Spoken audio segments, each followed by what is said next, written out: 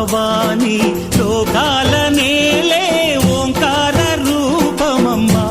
తల్లి నీ మహిమల్ని చూపవమ్మా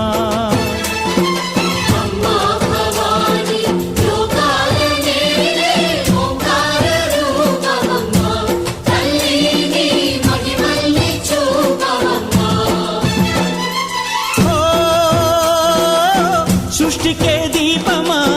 శక్తికే మూలమా సింహరథమే నీదమ్మా అమ్మ దుర్గమ్మ భక్తులను దీవించుమా